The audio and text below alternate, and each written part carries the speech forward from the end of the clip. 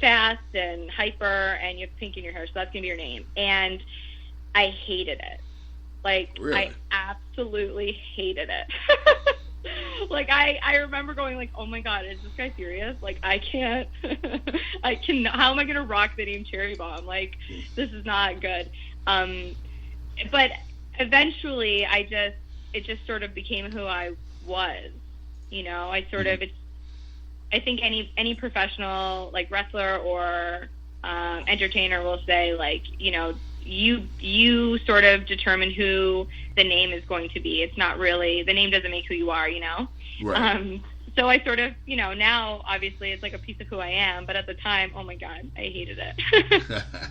And little did you know that you become like a kind of a household name as Cherry Bomb, and you became a huge hit in the United States. Wrestling all especially along the East Coast, and that's why I kind of got my first knowing of you was through WSU. Oh, yeah, yep. And then also you teamed up with another one of wrestlers that I like a lot, Kimberly. Mm-hmm. And you guys became a very formidable tag team. Yeah, and that whole idea was just happened very organically. We wrestled for Shimmer at the WrestleCon, the first WrestleCon in New Jersey. Mm-hmm. And we were both CZW. We both worked CZW regularly. So I think Dave Prazak was sort of like, okay, well, let's put them together for the show, you know? And it just so happened that we just had really good chemistry. We just got in the ring and clicked and knew, like, what the other person was doing or what their ideas were. We were just very in sync with each other. So it was sort of like, once we realized that we had that, we kind of just decided, like, you know, this is obviously going to work. So we might as well kind of just go for it. And it ended up working out really well. We were pretty successful as a tag team in Shimmer and Shine and a bunch of other companies. So it worked well for us. And then you had a little bit of a setback in your career. You got hurt.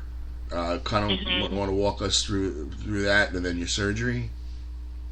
Yeah. So 2015 was a really good year for me professionally. I felt like I was finally getting, like, my groove, and I was working for a lot of different companies. And I had belts at a lot of different companies. I think I was holding 5 belts at one time, which it was just a good year. Like, you know, I was working a lot, and what ended up happening was WSU. I had a show there, and I was wrestling Candice LeRae, and I mean, we've wrestled each other 1,000 times, and I just took a move, and it was kind of a freak accident. And I snapped my collarbone in half. Oh. Can't even imagine. It was awful. And, you know, it's funny, like, when it happened, I knew there was something wrong, but obviously didn't realize how bad it was. I just assumed I had dislocated my shoulder. Right. And I ended up finishing the match. And I just remember rolling to the outside, and the referee, Papa Giorgio, who, by the way, is an amazing ref, and I am so happy he was in the ring when it happened. I just remember him, like, looking down at me, being like, are you okay? And I was like, honestly, man, like, no, I think I'm pretty screwed up. And we went into the back, and I remember, like, the doctor was looking at me, and he was kind of examining me, and he's like, no, okay, well, you might just want to get it checked out, because it looks like, you know, something could be wrong. And he looked at my husband, and my husband, who, for those of you who don't know, is Braxton Sutter. He looked at my husband and said, you need to take her to an emergency room immediately, like right now. But he gave you the soft, go get it checked out. He didn't want you to panic. Yeah, exactly. Because I was kind of sitting there, and, like, there was a lot of adrenaline, so the pain hadn't really kicked in yet. Right. But I had to go to the hospital in my wrestling gear, and God, it was embarrassing. I was like, oh my god. Well, I'm gonna have to say, if you went to the hospital near where CZW performs, they're probably used to wrestlers walking in their gear in the hospital.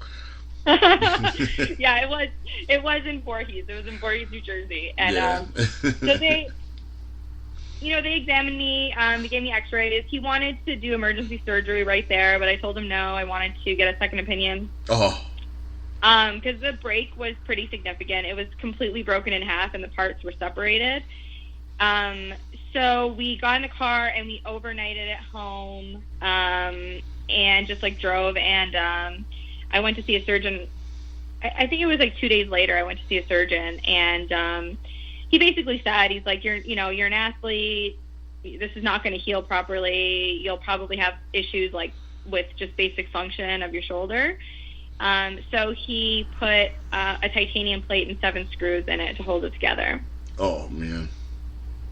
How did you sleep for those 2 days, like, before you went back to the hospital? Oh, it was 2 weeks because, so what happened, like, he got me in as fast as he could, but the first appointment to have surgery was 2 weeks later. My Lord.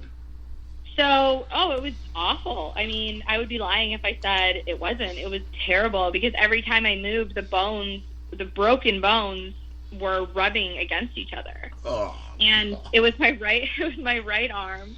So I'm right-handed, so I wasn't able to do anything. Like, I had to sit on my couch, and I'm really stubborn, and like my husband would try to like help me, like, do stuff, and I was just hell-bent on, like, I remember at one point I wanted to get dressed by myself, and he was like, like, I really think I should help you, and I was like, no, like, I'm gonna put these pants on all by myself, and I struggled for about 20 minutes. Oh man. So it was definitely not a fun time. So what was the time of I'm not going to say healing process, because if you put plates and screws in there, it's not really healed. But like, how long until you were able to do anything physical again, like work wise and wrestling wise? So I got the plates in actually I think it was the 24th of September last year. So about 2 weeks after that, I went to Shimmer, and I managed Kim in all of her matches in the sling. So that was the first kind of like adventure out of the house that I had. Mm-hmm. And then I would say like December, January, I started just kind of running and things like that. But I didn't take my first bump until February. So which was actually, it was kind of neat though, because I took at least 6 months to heal, which I don't know, I guess some people would have gone back in the ring sooner, but truthfully, like, I think that it takes time for your body to recover, and the way I saw it is like, do I want to rush it and then get myself more screwed up, or should I just, wait? And I waited. So I went. My first matches back were in the UK against Mickie James for Global Force, and that was in February, so 6 months later. Okay. And when did you get the call from TNA Impact? Well, I had done a couple of one-night onlys. I think at that point I had done like 3 one-night onlys. And I also did Gail Kim's Open Challenge back in 2013. Okay. So I had worked for TNA a few times, and I actually had spoken to them, I want to say it was in December of 2015. And I was sort of given the impression that maybe I should get ready in case something were, to open up for me, kind of thing. Okay. So I started getting myself ready-ish, like January, and then I went for the Knockouts Knockdown in, I want to say it was in March, and I was signed shortly after that. Okay. Now, with all the stuff that's going on, which we're not going to get into, how have you enjoyed your tenure so far with them? Oh, I honestly love working there. I honestly couldn't be happier. It's a really good locker room. It's a really good crew. I really look forward to going and being part of the show. It's so much fun. And I do want to touch on, when it comes to the character Allie that I play, that I get that people want to see my other persona sort of come out. Right. And I hear that a lot from fans, and I don't want people to think that I'm ignoring them when they tweet at me about it. But I really love playing Allie. I love who she's developing into, and I'm just having so much fun working there and getting to play this innocent sort of little fiery character. That I have a funny feeling. You don't have to say it, but I just got a funny feeling she's gonna bust out one day, knock Maria right on her can, and I could see a championship again in the very near future. Very kind of upset that it was a very short title reign, but I get it. I understand. I was a little upset, but I got over it. Yeah. I think everyone's heart broke a little bit for poor Allie. but it's all right. That's all right. We most of us understand the business, so it's okay. But I mean, you're young. You got a long future ahead of you. So, I mean, if the company has a future, you're the future of the company. So, I mean. Well, I'm a really big fan of cohesive storytelling, and one of the things that I really love about Allie's story is that it's sort of unfolding kind of like a movie. You're kind of seeing her sort of develop. She's not just, she came in when I first started there as being very, very annoying and loud and, and you know what I mean? So it's kind of neat to sort of see her progress a little into what I think that she could get to. Right. Hopefully she takes a stand soon. Yeah. I can see it. I talk about her in the third person because as much as I love playing Allie, I think me and Allie are a little different. A little bit, yeah. Like polar opposites. But the thing is, you have control over your persona and someone else is pulling the strings on the other one. So you're talking to third person, but you might not really know what's going on yet.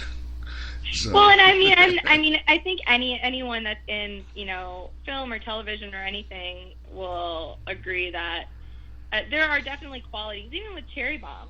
Cherry Bomb isn't completely who I am. I'm not a loud screaming maniac. I don't have a short fuse, but that Cherry Bomb does.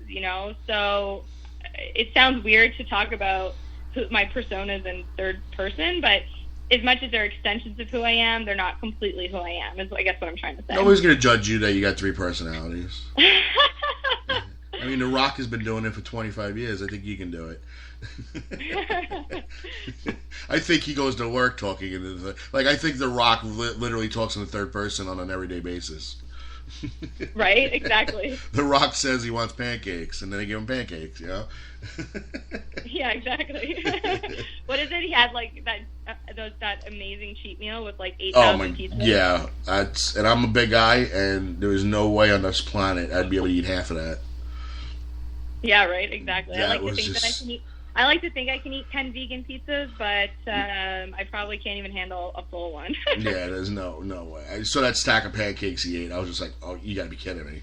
That's way too much food. Yeah, exactly. All right, so now let's go towards the future looking forward.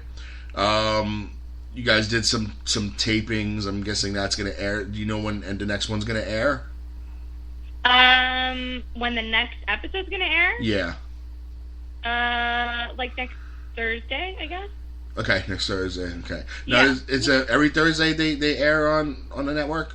Yeah. Every Thursday at 8 it airs on Pop TV and the Fight Network. Okay. And then if you're in the UK, it airs on Sundays on Challenge TV. Gotcha. Okay. Now we'll get to November. We got November 19th and 20th. We're bringing you in, and along with NWA Women's Champ Jazz, former TNA Knockouts champion OD